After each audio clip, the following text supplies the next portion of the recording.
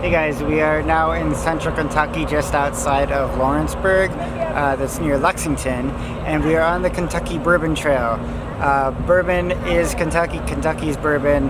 It is really the only place in the world where bourbon is made, and right now we are at the largest bourbon distillery in the whole state, in the entire world, which is Wild Turkey. So we're about to go on a taste. We've got a lot to show you. This property is huge, so you're going to learn a lot about bourbon today. So here we go, Wild Turkey Bourbon in Lawrenceville, Kentucky.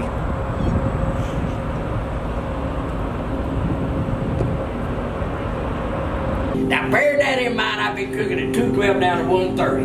My mash and 2-hour receive that yeast. Right behind cooker number 2. Now you folks can see it easy here. Right behind cooker number 2, you'll see a huge tub with a decal on it says drop tub. That is a chiller tub. The mash flows into that drop tub and it chills at 66 degrees Fahrenheit. Now can receive that yeast. Now right behind cooker number 1, you folks back there can see it is a small tub called a yeast masher. That's a combination of rye, malt, barley, no corn. That's what we feed our yeast with. Right straight behind me is a small tub. And that decal on that tub looks like it says Donna. D-O-N-A. That is actually pronounced Dona. Dona in Portuguese means mother. That is our mother tub. Here's what happens. The yeast flows in first. They use 1 gallon of yeast at a time in it.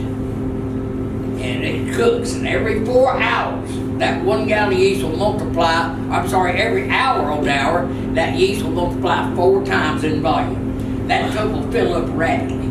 Always keep at least a gallon of the yeast in it. Transfer the rest of it to those 3 tanks behind it. We continue to cook it and continue to produce it. Now, once those 3 tanks behind it are full of yeast, we're ready to go out there in that fermentation room and mix that yeast that we just made with that mash that we just made and make that beer mash, the one I want you to learn how to make. Lift that right back up, please. Thanks, sir. Now, I'm not going to tell you one step's more important than another, but there's some important places that I need to point out. Our yeast, we've been using the same yeast to make Wild Turkey bourbon since the middle 1950s. If we were to have a major catastrophe here, let's say that this building burns to the ground, or an earthquake destroyed everything we got. If we were to lose everything, we never ever again could make Wild Turkey bourbon taste the way it now tastes. Therefore, we freeze a portion of our yeast that is stored under lock and key at 8 separate secret locations throughout the United States. If we ever had that problem, our agent now owns us, could build this building back up.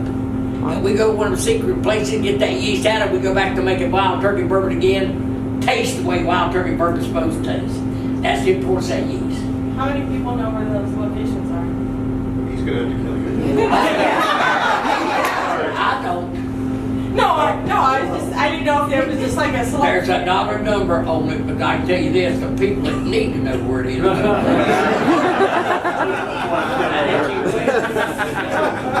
My wife worked here 30 years and she ain't got a clue where it was, and she was the 4th most powerful person in this distillery. Wow. All right, now, I'm going to talk to you about the fermentation room in here. It's loud out there, you can't hear me, but do not be disappointed, we're going out there. And when you get out there, you'll see 23 fermenters, 2 stories high, 30,000 gallons each, all 23 of them. Now here's the process. That mash that we cook flows in first, fills about 3/4 of the way full. On top of that mash, an 1/8 of a tank of this yeast will flow in on the very top. Heat that fermenters to 80 degrees Fahrenheit. Cook that mash and yeast together 72 hours, 3 days. First day, it smelled like a bakery. You smell some of that here right now. It rolls and moves on its own. We are not agitated. What it's doing is that mash is working its way downward. Now, day number 2, the mash starts back up. In the meantime, that yeast that was on top has turned itself into silent bubbles. Those bubbles, that yeast, that start diving down through that rising mash, searching out them sugars, touching them sugars, and turning them into alcohol. About the middle of the second day, it does not smell like a bakery anymore. It smells like beer, because we're making a beer mash. Day 3, same thing, rolling, moving, bubbling, but now it's become more liquefied, more watery looking. And when it's finished, it is 6 to 7%. I have seen as high as 10% alcohol beer mash. And folks, that's exactly the way you make beer. Also, when you get out there, you'll see tank number 24. You will recognize it immediately because it's 42,000 gallons. So it sticks up a lot higher than them 23, 30,000 gallon fermenters. It's called the beer well. It'll be on the front row here all the way down the far end of the building. Now the purpose of the beer well is this. Each one of them 23, 30,000 gallon fermenters, after they cook and they cool down, they wait their turn and flow into that beer well. From the beer well, they can flow into the still house. That's where we're going next. And that's where we're going to transform that 6 to 7% beer mash into what you and I call white lightning. The professional name for white lightning in the industry is white dog. And I know in my North Carolina accent, it sounds like I'm saying dog, D-A-W-G, but D-O-G.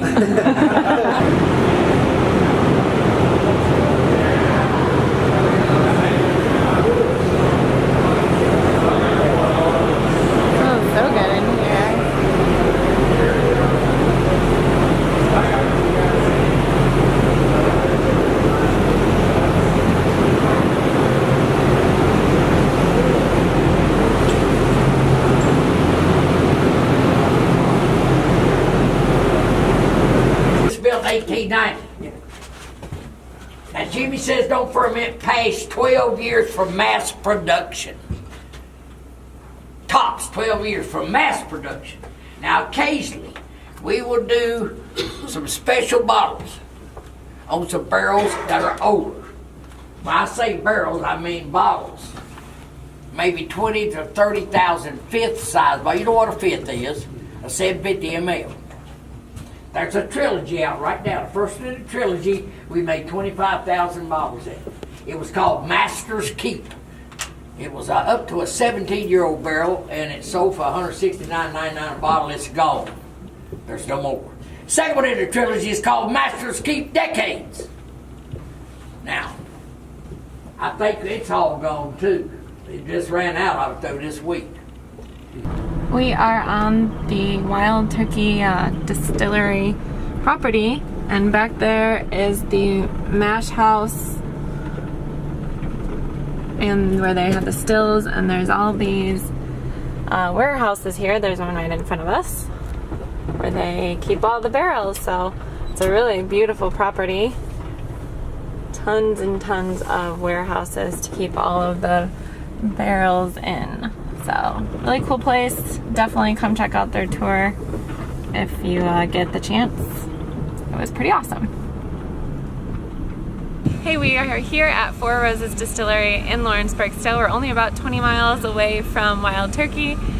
We are going to go in and do a tasting in just a little bit, and we didn't want to do the tour since we just saw the tour at Wild Turkey. We're pretty sure they're probably all pretty similar.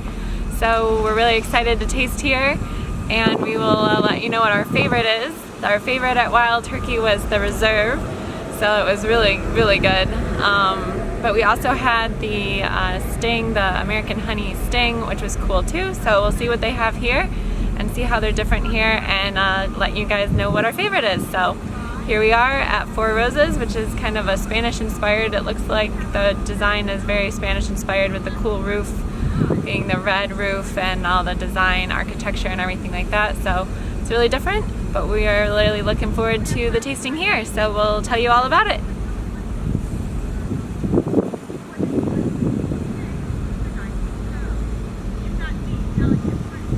Hey guys, we are in Loretto, Kentucky. We're standing right now at the Maker's Mark Distillery. It's my personal favorite of all the normal bourbons you can get in stores outside of the state of Kentucky. Unfortunately, we were unable to take video on the tour, but we did take lots of pictures.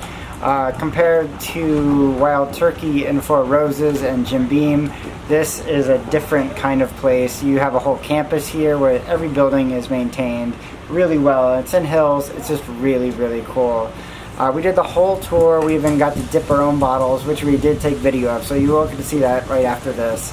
But this is one of the most beautiful distilleries in our point of view, and it's a really neat drive to come to, whether you're coming from Lexington or from Louisville. But either way, delicious bourbon, a great sitting.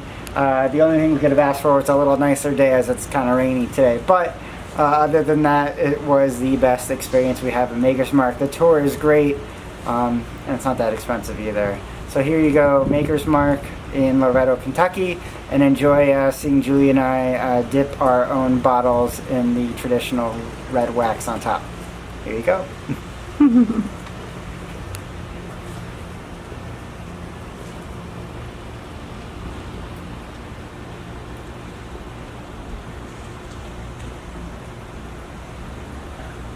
Are you all suited up?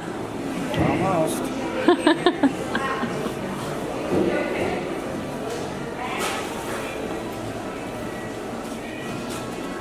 Ready? Safety goggles. Safety goggles. Glasses work over Alright, you're good. Yay, go do it. So just inside your apron. Dip your pockets, bottle. you got Here's your bottle. Make sure it's got your initials on it. Here goes on. Look at your dress. Does it have your initials on the bottom? Okay. I don't know where you go now. Up there somewhere? I'm sure she'll guide you. Alright, so I'll go ahead and show you how to do this. Basically, you're just going to hold the base of it like that. Yep. Dip it straight in, bring it out on its side, kind of parallel with the table. A few quick spins, set it up right.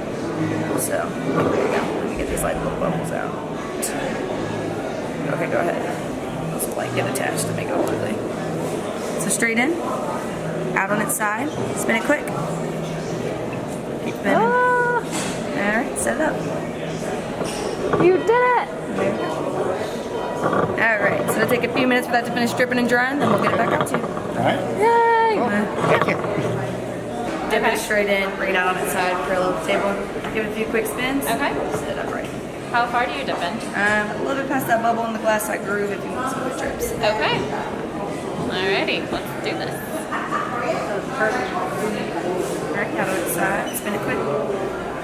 Keep spinning. Alright, set it up. Wow, lots of drips.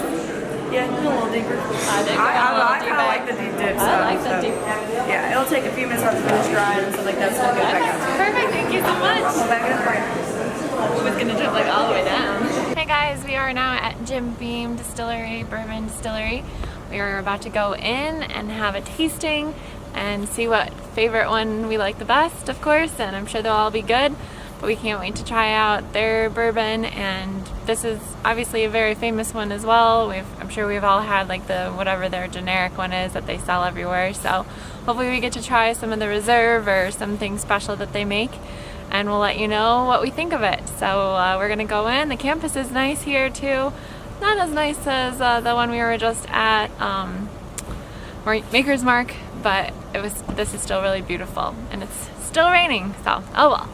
All right, we'll show you inside if we can. Otherwise, we'll take some photos and show you that. Hey guys, unfortunately no tasting for us at Jim Beam today because in order to taste you had to go on a tour. All the tours were sold out for the rest of the day. But she said no worries, we still have a drink over at their little bar.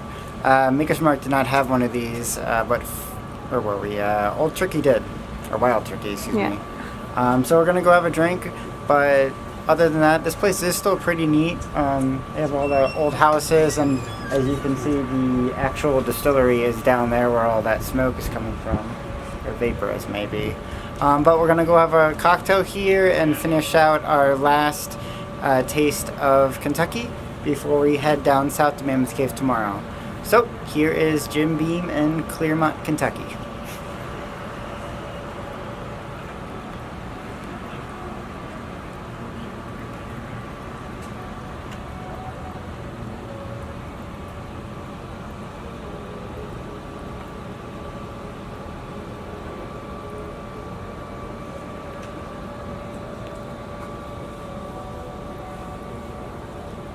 Hey guys, we are leaving Jim Beam, and we just thought this was really cool. You can see all the storehouses here. They're huge, and there's another one over here next to this graveyard, which is for a church, I believe it looked like, a Baptist church. So it's just really cool. It's a huge property. We definitely want to come back and do the tour and get like a real tasting. It was kind of like style of breweries are starting to do more now, where, can you turn on the windshield wipers, please? The breweries are doing more now where you get to like serve yourself. So I asked the woman, I was like, how does this work? She said, oh, you get 3 samples, but you get to choose which 3 samples you want, which Jim Beam makes a lot of different types. They also make Knob Creek Great and Old Granddad, which Bryan and I both didn't know that, so. And they have all these flavors of Jim Beam, like Jim Beam Apple, and oh, there's another one. They have Jim Beam apple, Jim Beam honey, what? Vanilla. Vanilla, maple, cinnamon, and a black cherry one. So we were able to get a couple in small bottles to try. So we're gonna try the vanilla apple and the black one that they call it, black whiskey or whatever. So we're gonna try those 3 and see what we think, but we're gonna have to go to the liquor store and find the rest maybe and do like a blind test tasting or something. So that'll be fun. So we're just heading out on the property. It's really cool. It's not raining as much as it was, so that's great. And here's the iconic Jim Beam sign up here on the left when you first enter. This is what you see. So it's this big barn and it's right there. There you go. So that's the Jim Beam property. Really cool place. If you ever get to come here, check it out. Bryan and I are coming back so we can get the full experience with the tour and everything and the tasting. So that's all for now. We will be heading south tomorrow to Mammoth Cave. So we'll show you what we can show you there at the national park.